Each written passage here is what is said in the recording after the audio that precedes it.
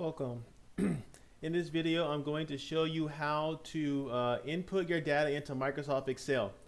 So as you can see here, I'm already in Microsoft Excel, but I'm not quite ready to put my data in here. The first thing you need to do is you need to look at an actual survey, and you have to make different variables by using the columns in Microsoft Excel. So if I show you, this is an example of an actual survey that was completed. Of course, this is an online version. So the first thing I have to do is you always number all of your different surveys so that you can keep track of what you've inputted into Microsoft Excel. So what I like to do is at the top in the upper left hand corner or upper right hand corner, whatever you want, I put a number 1. So survey number 1 is what I'm completing right now. When I do my second survey, I will give it a 2, etc., etc. So we're going to start with 1. Now, I'm going to show you how to set up your different variables or your different columns in Microsoft Excel. So if you go inside Excel, the first column is always going to be respondent.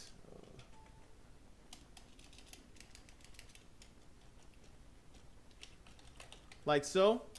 And my next category, if I need to check, I'm going to put years of program next. So I'm going to call that, we'll just call it years in program. Done. After that, I go back, I want to do gender, and then I'll do major and then program. So next is gender, then major, and then lastly program. Now obviously for your study, for the class, you're only going to have respondent and you're only going to have gender. You're not going to have year and program, etc. Now something else you need to understand is Microsoft Excel only can analyze numbers. It cannot analyze words. Therefore, what we have to do in here on our survey here is we have to give all of our different variables, the responses have to be they have to be numbers. So for example, freshman, I'm going to code that in Excel as a 1. So you can see right here. Sophomore is going to be a 2.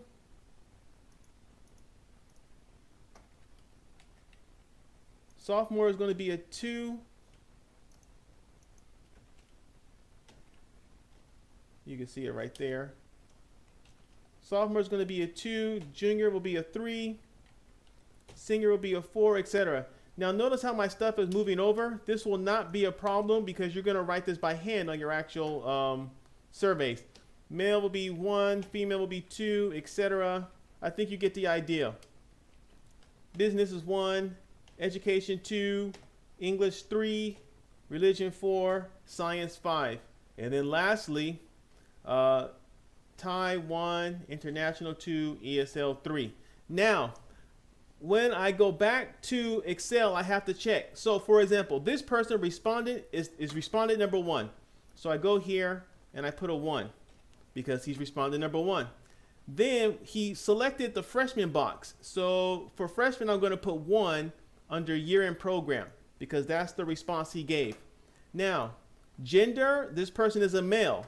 So again, for gender, I'm going to put 1 because that represents male in Microsoft Excel. For major, this person selected business. Business is represented as a 1 in Microsoft Excel.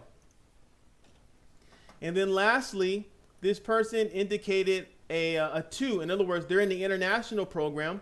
So under program, I will put 2, which represents international program. So that's how you deal with the demographic variables. Now, moving back to Microsoft Excel, we're going to actually deal with the actual survey now. So you can see these are the different responses that the person put. This is much simpler than what you have to do for the demographic variables. So for example, for item number 1, the person selected a 1, which means strongly disagree. So I go to Excel. I put I represents item, 1 represents item 1. So item 1, and then their response was, if we check here, their response was a 1. So I go back and I put a 1. And then you repeat this process. So in my survey, I had a total of 61 items in my survey that I did.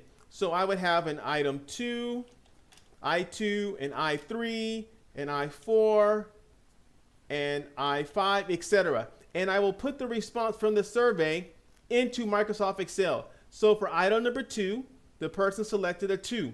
For item number 3, the person selected a 2. So I'm going to put that in Excel. So item 2 was a 2, item 3 was a 2, etc. So this is how you how you take your survey information and how you import it or put it into Microsoft Excel. And you repeat this process for respondent number 2, you fill out all of the information, etc., all the way across. So I hope this video was useful for you. Thank you very much.